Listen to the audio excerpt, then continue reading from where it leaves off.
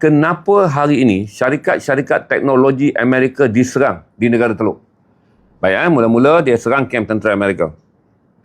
Okey, dia serang kamp tentera Amerika. Kemudian facility, dia kata apa? Standard yang ditetapkan oleh Iran, apa saja yang kami kena, kami balas balik. Dia serang Israel. Dia serang kamp tentera Amerika. Sebab Amerika serang kawasan-kawasan pembikinan persenjataan Iran. Kemudian Amerika ubah pola perang. Dia serang tempat-tempat yang ada struktur ekonomi. Maka Iran balas dengan serang struktur ekonomi. Dia serang Ras Tanura. Ada minyak yang ada kepentingan dengan Barat. Dia serang Ras Lafan. Dua satu. Ras Tanura di Arab Saudi, Ras Lafan ni di Qatar. Kerana sumber minyak.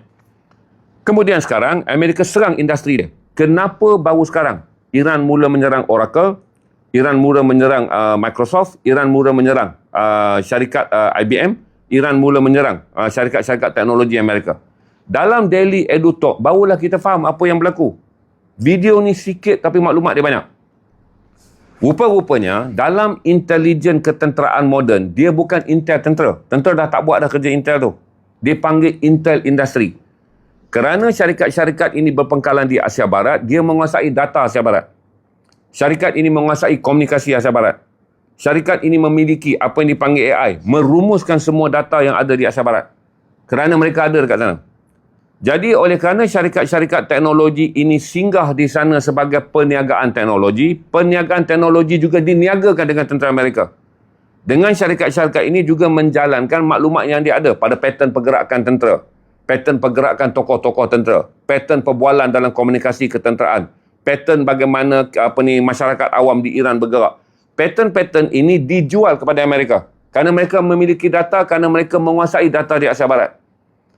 Maka setelah Iran menyedari bahawa ketepatan serangan dan juga kenapa Amerika sangat efisien dalam menjejak per individu, menyerang per lokasi, mengenal pasti per orang, boleh membunuh saintis tempat pada waktunya dan mengenal pasti saintis mana yang terbaik. Sebab ranking saintis ni adalah rahsia di Iran. Tapi data saintis dikuasai oleh semua syarikat teknologi. Kerana data ni termasuk data komunikasi, data ilmu dia. Maka mereka bunuh 4 ranking saintis nuklear Iran yang keputusan dia, saintis ini tidak mempunyai pelapis. Dia bunuh daripada saintis sampai pelapis. Berarti saintis yang boleh menghasilkan nuklear dalam tempoh 6 bulan, keempat-empat dihapuskan. Yang ada lapis yang di bawah selepas yang keempat ni, dia mengambil masa 1 tahun ke 2 tahun. Kerana pengetahuan mereka jauh lebih rendah.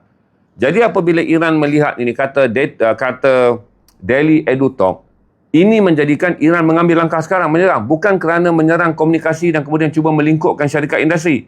Rupa kata mereka, dalam dunia orang tak pernah ambil berat dengan mengatakan teknologi ini datang untuk masyarakat awam. Tapi teknologi